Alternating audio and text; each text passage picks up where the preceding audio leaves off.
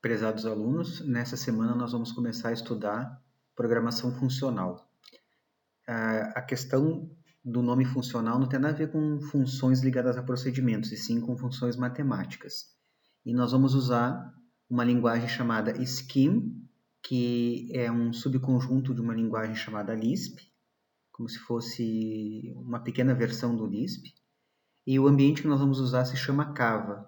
Está disponível para download no Moodle e também tem um link para usar uma versão online. Eu vou usar a versão que a gente pode baixar, mas tem um site que vocês podem também fazer os testes de forma online. Qual é a ideia então do paradigma de programação funcional? Os programas são funções matemáticas. O próprio programa principal é uma função que recebe dados de entrada como argumentos e produz um determinado resultado. A gente pode fazer uma série de funções e agrupar elas e colocar uma função dentro da outra, e o nível mais baixo são as chamadas funções primitivas da linguagem, que nós vamos estudar algumas também. O que nós temos de considerações importantes sobre uma linguagem no paradigma funcional? Nós não temos comandos de atribuição, então não tem como fazer uma variável receber um determinado valor. Por exemplo, A recebe 2. Isso não existe, né? Se eu digo que um símbolo A recebe o número 2, é como se eu tivesse, na linguagem funcional, amarrando o número 2 ao símbolo A. Toda vez que eu usar o símbolo A, ele vale 2. Tá? Então, não é uma atribuição, eu não consigo mudar esse valor. Um programa usando funções matemáticas não tem nenhum tipo de efeito colateral. Por exemplo, eu passo um parâmetro para um método numa outra linguagem qualquer, e dentro daquele método, daquela função, daquele procedimento, eu posso alterar aquele valor do parâmetro. Vamos supor que eu estou usando uma passagem de parâmetro por referência, apontando para o mesmo endereço de memória, ou estou usando uma variável global. Eu causo um efeito colateral se eu faço uma alteração naquele parâmetro. Isso, numa linguagem funcional, não é possível de acontecer. Então, não tem como eu fazer uma função que recebe um argumento e eu alterar o valor desse argumento dentro da função. Isso não existe, não é possível de ser feito. Um exemplo aqui, então, né, se eu fosse pensar num paradigma de programação que tem atribuição, né, que não é o caso de uma linguagem funcional. Eu estou dizendo que A recebe o valor 10 e B recebe o valor de A, mais o resultado de uma função passando A usando o e-comercial. O e-comercial significa que eu estou passando o valor de A por referência. Se dentro da função eu fizer alguma alteração dentro do valor de A, ele vai se refletir fora do escopo daquela função, porque eu apontei para o mesmo endereço de memória. Então, assumindo que o resultado daquela função, no exemplo chamada fun, retorna o parâmetro, que é o A, dividido por 2 e modifica o valor dele para 20. Então, estou causando um efeito colateral de propósito. Né? Qual é o valor de B se A for avaliado primeiro e qual seria o valor se a função fosse avaliada primeiro? Então, o A é 10. Aí eu digo que o B vai receber A mais a função fun, passando A como parâmetro por referência. Se eu avaliar primeiro o A, então eu vou colocar B recebe A, que é 10, mais a função passando 10. O que a função faz? Ela retorna o parâmetro dividido por 2. 10 dividido por 2 é 5. 10 mais 5, 15. Mas se o fun for avaliado primeiro, se eu não fizer o lado esquerdo primeiro, fizer primeiro o lado direito. O fun, que é a função, vai receber o valor de A, que é 10, vai dividir por 2, mas vai modificar o valor de A para 20. E aí, quando eu for somar, B igual a mais 20. O A vale 20. E 20 mais 20 é 40. Então, dependendo da forma como a minha linguagem de programação faz a avaliação dessa expressão aritmética, como ela causa um efeito colateral, eu tenho dois valores diferentes. No primeiro eu tinha o valor 15 e no segundo eu tinha o valor 40. Isso pode acontecer numa linguagem de programação que usa o paradigma imperativo, por exemplo, mas nunca vai acontecer no paradigma funcional porque eu não vou conseguir fazer a alteração desses valores dentro de uma função. O que eu tenho também de diferenciação de um paradigma de programação funcional? Os programas são referencialmente transparentes. essa característica é chamada de transparência referencial. Como a variável não tem um valor atribuído a ela, na verdade a variável amarra um valor, se eu trocar essa variável pelo valor, o resultado vai ser o mesmo. Então, se eu disser A vale 2, durante o programa todo A é 2. É como se fosse uma constante, não chega a ser o conceito de uma variável. Se eu trocar em todos os lugares onde eu coloquei o A por 2, o resultado vai ser o mesmo. Então, isso é a chamada transparência referencial, que eu não tenho numa linguagem imperativa, né? Eu crio uma variável salário. Eu não sei qual é o valor que a variável salário vai assumir durante a execução do programa. E ela pode assumir diferentes valores. No caso do programa funcional, não. Tá? A partir do momento que eu amarrar um valor para uma variável, ele não vai mais mudar enquanto o programa estiver sendo executado. Quando uma expressão de uma linguagem é substituída por um valor, e esse valor é o resultado da avaliação da expressão, a semântica do programa não se altera. Isso que é a transparência referencial. O que é a semântica? É o sentido. Sintaxe é a forma de escrever corretamente, semântica é o sentido. Então, tem dois exemplos ali. O primeiro exemplo pensando da forma funcional e o segundo exemplo pensando numa linguagem mais tradicional, que é o paradigma imperativo. Então, no primeiro exemplo, nós temos x recebe o valor 1, a função incrementa a recebe a mais 1, depois a gente fez 2 mais função incrementar recebendo x, mais a função incrementar recebendo x. Então, que resultado eu tenho? 2 mais incrementar passando x. O x é 1. Incrementar recebe x, x mais 1, 1 mais 1, 2. Mais incrementar o x. x vale 1. A função in que recebe esse 1, 1 mais 1, 2. Então, é 2 mais 2 mais 2. Como é que isso funcionaria numa linguagem imperativa? O resultado vai ser um pouco diferente, né? Porque eu estou fazendo a ideia de que eu vou modificar o parâmetro. Né? Então, 2 mais incrementar x. X vale 1. Incrementar recebe x.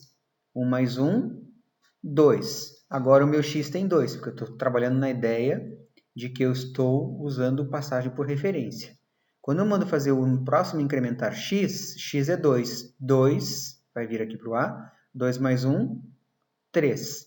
Então, aqui eu não tenho esse problema de alterar o parâmetro, porque eu não consigo fazer isso em programa função funcional. E na linguagem imperativa, se eu fizer passagem por referência, ou se eu trabalhar com uma variável global, eu vou estar alterando isso fora do escopo também. Eu vou estar ferindo essa restrição que não é correta. Mesmo numa linguagem imperativa, os meus métodos, funções e procedimentos não devem alterar os parâmetros que eles recebem, porque isso pode causar um efeito colateral numa outra parte do programa, inclusive numa parte do programa que não fui eu que desenvolvi. A programação funcional, como trabalha com essa ideia de várias funções, ela facilita a chamada programação modular. Eu posso ir combinando várias funções, criar funções mais complexas a partir de funções mais simples. E criar programas a partir da composição de outros programas, porque o próprio programa é uma função. O que é uma função nesse caso? Então, não é a ideia de um método do tipo função, que recebe um parâmetro e devolve um valor. A ideia aqui é uma função matemática. Uma função matemática é uma correspondência biunívoca de membros de um conjunto, chamado conjunto domínio, com um outro chamado conjunto imagem. Então, esse é um estudo que a gente lembra lá do ensino médio, quando a gente estudou conjuntos. Depois eu vou mostrar um desenho para vocês relembrar a questão dos conjuntos. Então, como é que eu faço para criar uma função? Eu crio um nome para minha função, coloco entre parênteses uma lista de parâmetros de entrada, pode ser um parâmetro ou mais, e sigo com a expressão de correspondência. O que eu quero dizer? Do lado esquerdo eu tenho o conjunto domínio, do lado direito eu tenho o conjunto imagem. Nesse exemplo está escrito o quê? A função cubo recebe um parâmetro que é x, e ela devolve x multiplicado por x multiplicado por x, sendo que x é um número real. Então, nessa definição, tanto o lado esquerdo, que é o conjunto domínio, quanto o lado direito, que é o conjunto imagem, no nosso exemplo, são números reais. Para cada valor que eu tiver de x do lado esquerdo, eu só tenho um único resultado possível do lado direito, porque não vai haver nenhum tipo de efeito colateral. Então aqui eu tenho um desenho para vocês lembrarem a ideia de conjuntos. Do lado esquerdo, o conjunto domínio, do lado direito, o conjunto imagem. Para cada valor do conjunto domínio, eu só tenho uma única resposta, uma correspondência biunívoca. Se o x é 2, o cubo de x, 2 é 8. Se o x é 3, o cubo de x3 é 27. 2 vezes 2 vezes 2. 3 vezes 3 vezes 3. Então, eu tenho, desse lado, qualquer número possível no conjunto domínio. Mas na hora que eu vou usar a função, eu vou fixar um valor específico e vou ter uma resposta que é um valor único. Então, não tem como, se eu passar 2, uma vez vai dar 8, na próxima vez eu vou alterar o parâmetro e ele vai dar 9. Não. Se tiver entrada de x2, o resultado sempre é 8. Se tiver entrada como x3, o resultado sempre é 27. Tá? Então, isso é uma diferença que tem a ver com a questão de que eu não posso alterar o valor dos parâmetros dentro da função. Então, sempre que eu passar o número do conjunto domínio, eu tenho uma única correspondência possível biunívoca no conjunto. Como é que eu aplico uma função? O que é aplicar a função? Aplicar a função é executar o programa. Eu vou colocar o nome da função e vou colocar dentro de parênteses um elemento do conjunto domínio. A resposta que a função vai me dar é a avaliação, que é um elemento do conjunto imagem, que é o resultado possível que a minha função matemática vai calcular. Por exemplo, se eu colocar cubo, abre parênteses, 2,0, porque eu estou usando a ideia de número real, o resultado é 8,0. Tá? Então, toda ocorrência de um parâmetro é vinculada a um valor do conjunto domínio, no caso o domínio é o lado esquerdo, né? E é uma constante durante a avaliação. A ideia não é de variável, a ideia é de um valor. Qual é a ideia, então, de trabalhar com paradigma funcional? É trabalhar com a imitação de uma função matemática. Criar um programa que imita a definição de funções matemáticas no maior grau possível. E executar o programa é avaliar as funções que nós fomos criando. A execução de uma função sempre produz o mesmo resultado, a ideia da transparência referencial. Então, se eu passo um valor do conjunto domínio, eu tenho um determinado resultado que é um valor do conjunto imagem. Isso não vai mudar. Uma linguagem de programação funcional, como a que a gente vai usar aqui é o Scheme, ela tem uma série de funções primitivas, por exemplo, para identificar se um valor é igual ao outro, para escrever uma mensagem na tela. Então, isso que a gente poderia chamar em outras linguagens de comandos, aqui nós chamamos de funções primitivas. E um conjunto de formas funcionais para a gente poder construir funções complexas. Ou seja, uma forma para que eu possa criar a função, aplicar a função e estruturas para representar dados. Para que eu possa, então, criar um pequeno programa, não necessariamente pequeno, mas para que eu possa criar um programa usando os recursos de uma linguagem de programação. A linguagem que nós vamos usar, então, se chama Scheme e é um dialeto de uma linguagem chamada Lisp, que nós comentamos no início do semestre, lá quando falamos de algumas linguagens, o Lisp era uma das linguagens que aparecia no nosso material. Então, nós temos o quê?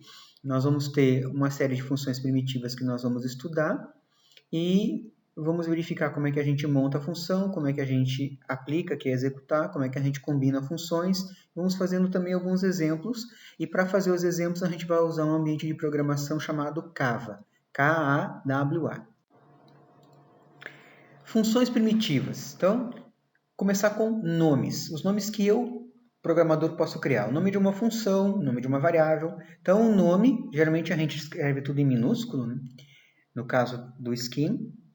O nome pode ser uma letra, pode conter dígitos e caracteres especiais, menos os parênteses, porque os parênteses são usados como manipulação dos parâmetros nas funções matemáticas. Não tem diferença entre maiúscula e minúscula.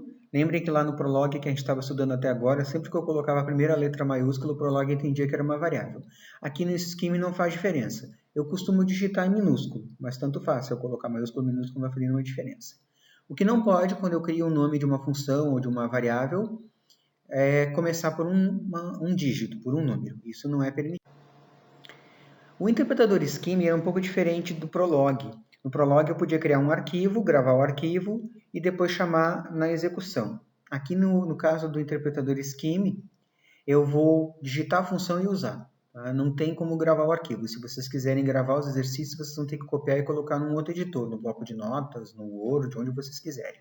Então, eu vou escrevendo e vou avaliando as funções. Tá? Não tem nenhuma ordem para avaliar a função, a ordem não faz diferença, tá? Porque ele não trabalha com aquela ideia da linguagem de programação imperativa, que geralmente a gente avalia o lado esquerdo primeiro. Lembrem quando a gente estava fazendo as árvores sintáticas, que a gente fazia sempre a derivação à esquerda primeiro? Aqui, no caso do scheme, não faz diferença. Tá? Se eu tiver várias funções numa mesma linha, como quando eu passo um valor do conjunto domínio, eu tenho o mesmo resultado do conjunto imagem, não faz diferença qual é a função que ele vai avaliar primeiro.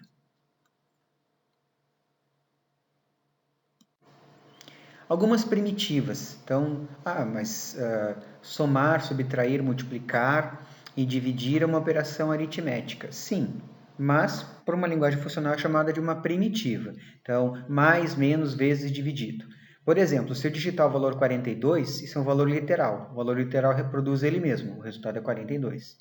Se eu colocar vezes 3, 7 entre parênteses, o resultado é 21. Mas por que vezes 3, 7? Numa outra linguagem de programação, eu poderia fazer 3 vezes 7, 7 vezes 3.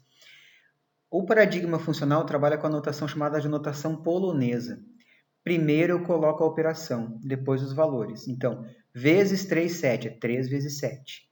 Mais 5, 7, 8 é 5 mais 7 mais 8. Menos 5, 6 é 5 menos 6, dá menos 1. Menos 15, 7, 2, dá 6. O parênteses para abrir e para fechar a expressão. Se eu quero dizer que eu quero avaliar uma expressão antes da outra, eu coloco um parênteses mais interno. Nesse último exemplo, o parênteses mais interno tem vezes 4, 3. 4 vezes 3, 12. Depois que eu calculei esse 12, eu faço menos 24, 12. Tá? Então, a posição do parênteses aqui no caso, como é uma expressão matemática, faz diferença. Assim como faz diferença também numa expressão numa linguagem imperativa.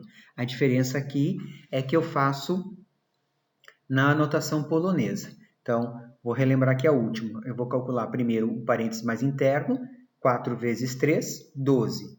Agora eu vou fazer 24 menos 12, tá? Resultado 12. Eu posso abrir o Canva, por exemplo, e digitar esses exemplos aqui. E ele vai me dar esses valores que estão aparecendo aqui do lado direito. Eu digito, por exemplo, abre parênteses, multiplicação, que é o asterisco, espaço 3, espaço 7, fecha o parênteses. Dou um Enter e ele vai mostrar 21. Ou seja, o meu interpretador vai estar recebendo uma função como entrada e vai estar me dando uma resposta. Um programa scheme, então, é uma sequência de definições, que é construir o código-fonte das funções, e aplicar as funções, que é executar as funções. A aplicação das funções é entre parênteses, porque eu coloco entre parênteses, na verdade, o nome da função e os parâmetros que eu quero passar. Então, por exemplo, eu quero aplicar uma função que eu criei no meu código chamada f, e eu quero passar alguns argumentos, a1, a2, a n. Eu vou colocar, abre parênteses, o nome da função, os argumentos, um separado do outro sempre por espaço, e no final um parênteses para fechar. Aqui a gente não usa vírgula, né? Geralmente numa outra linguagem, ou quando eu vou chamar uma função, eu coloco os parâmetros, separo eles por vírgula. Aqui não, os parâmetros são separados só por um espaço. Como é que eu defino uma função? Como é que o Scheme sabe que eu estou criando um código-fonte de uma nova função? Eu começo pelo símbolo define, depois o nome da função, os argumentos e, por último, o corpo da função. Como se eu dissesse define, primeiro o conjunto domínio, que é a expressão do conjunto domínio, e depois o conjunto imagem, o que vai dar como resposta. Então, por exemplo, aqui, ó, abre parênteses, define, espaço, abre parênteses, duplo, espaço x, fecha parênteses, espaço, abre parênteses, vezes, espaço 2, espaço x, fecha um parênteses, fecha o segundo parênteses. O que eu escrevi aqui? Eu estou definindo uma função chamada duplo, que vai receber um argumento x. Qual é o resultado que essa função vai dar como resposta? 2 vezes x, ela vai dar o valor dobrado de x. Agora aqui um outro exemplo, uma função que não tem define, só tem números. Abre parênteses, símbolo de igualdade, espaço, abre parênteses de novo, vezes, espaço, 3, espaço, 4, fecha parênteses. Abre parênteses de novo, vezes, espaço, 2, espaço, 6, fecha um parênteses, fecha um segundo parênteses. Eu tenho dois parênteses internos separados. Vezes 3, 4, que é 3 vezes 4, 12. E vezes 2, 6. 2 vezes 6, 12. 12 e 12. E fora eu tenho igual. Eu estou perguntando, 12 é igual a 12? O interpretador vai responder hashtag ou sustenido T, que significa true, verdadeiro. Um outro exemplo. Abre parênteses, define, espaço. Abre parênteses, quadrado, espaço, num, N-U-M. Fecha parênteses, abre parênteses, vezes, sinal de asterisco, né? Espaço, num, fecha dois parênteses. Eu estou definindo uma nova função chamada quadrado que recebe um argumento num, que é o conjunto domínio. Qual é o resultado aqui? A imagem? Vezes num vezes num. Por exemplo, se eu definir essa função quadrado e logo na linha de baixo eu coloco abre parênteses, quadrados, espaço 5, fecha parênteses, ele vai trazer como resposta para mim 5 vezes 5. Então, após definir a função, eu já posso aplicar essa função, quer dizer, que eu criei. Criei a função quadrado, enquanto eu estiver executando aquele meu programa, eu posso usar essa função e combiná-la em outras. Então, aqui tem um outro exemplo. Abre parênteses, define, espaço, abre parênteses. Área, tracinho de menos, círculo, espaço, raio, fecha parênteses. Esse é o nome da minha função e o argumento. Área, tracinho, círculo. Não é underline, é o tracinho de menos. Numa linguagem imperativa, o computador, o nosso compilador, ia interpretar isso como a variável área menos a variável círculo. Aqui não, tá? Isso é um nome qualquer. Então, eu posso dizer que área círculo, área tracinho círculo é o nome da minha função. Não é área menos círculo. Até porque se eu quisesse fazer área menos círculo, usando a notação polonesa, eu ia ter que colocar menos espaço área, espaço círculo. Senão a função no scheme não ia entender. O que eu quero dizer que a minha função área círculo faz? Ela recebe um raio e vai fazer o quê? Abre parênteses, asterisco, espaço 3.1416, que é o número do π, espaço, abre parênteses, quadrado, espaço, raio, fecha 3 parênteses. Eu estou usando aqui dentro da minha função chamada área círculo, a função quadrada que eu apresentei no slide anterior. Então, eu posso criar funções mais complexas usando funções, várias outras funções, combinando essas funções. Como é que eu uso a minha área do círculo? Eu tenho que passar um parâmetro qualquer que vai ser o raio. Abre parênteses, área, tracinho, círculo, espaço 2, fecha parênteses. Eu quero calcular a área do círculo, cujo raio é 2. Tipos de dados que eu posso trabalhar em Scheme. O Scheme trabalha com objetos simples, que ele chama de átomos. Números, strings, objetos booleanos e símbolos. E objetos compostos, pares de valores e listas. Os números podem ser inteiros ou reais, positivos ou negativos. Alguns exemplos: 0, 20, 5.5.0, 3.1416, menos 5.0, menos 5.3 e assim por diante. As strings são objetos textuais limitados por aspas duplas. Então, aqui tem um exemplo, né? Abre aspas, exemplo de string e fecha aspas. A gente vai usar isso também algumas vezes quando vai fazer, mostrar o resultado de um. Tem o tipo de dados booleano, hashtag T, que representa true, verdadeiro, e o hashtag F, que representa false. Por exemplo, se eu digitar abre parênteses igual espaço 2, espaço 3, fecha parênteses, eu estou perguntando 2 é igual a 3, o interpretador do Scheme vai responder hashtag F, falso.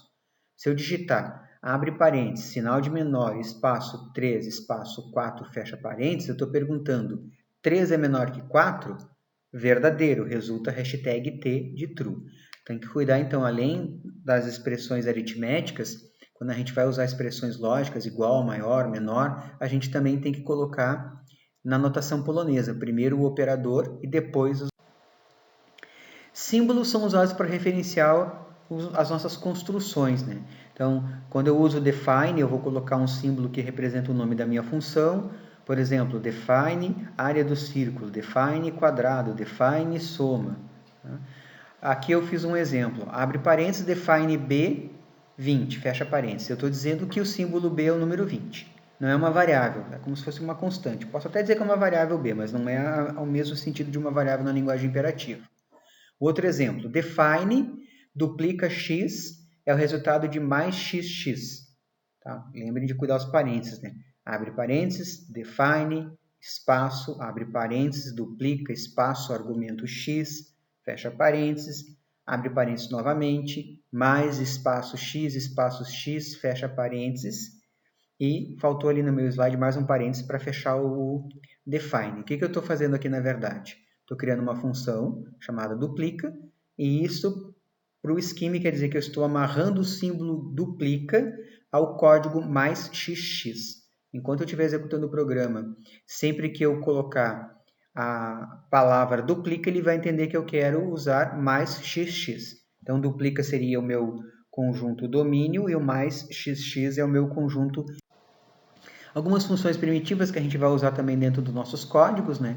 sqrt, raiz quadrada de um argumento, random para gerar um número randômico entre 0 e -1, display para mostrar na tela o valor de um argumento ou de uma mensagem, entre aspas, né, uma string, newline para passar para a próxima linha, atom, ponto de interrogação, na verdade eu estou querendo fazer uma pergunta, né? Retorna hashtag t, true, se o argumento for um átomo, null, de nulo, com o símbolo da interrogação, retorna true se o argumento for nulo, eq, ponto de interrogação, eq de equals, de igualdade, de igual, retorna hashtag true se os argumentos forem iguais, o símbolo de igual retorna true se os argumentos numéricos são iguais.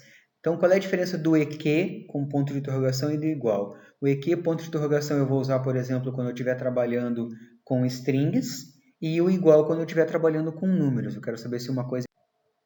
Alguns exemplos aqui para vocês testarem, inclusive pode abrir o Cava e testar. Abre parênteses, eq, ponto de interrogação, espaço, apóstrofo A, espaço, apóstrofo B, fecha parênteses. Estou perguntando se A é igual a B.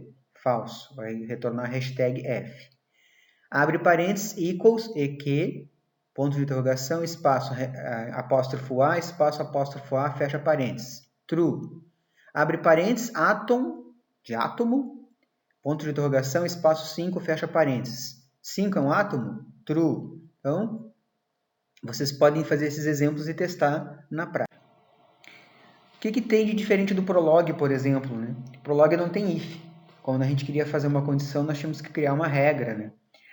O Scheme tem o comando if. Na verdade, não é um comando, é uma função primitiva, porque ele não chama de comando. Então, como é que eu uso o if? Abre parênteses, if, predicado, expressão consequente, expressão alternativa, fecha parênteses. Expressão consequente seria o meu then, meu então, e a expressão alternativa seria o meu else, o meu senão.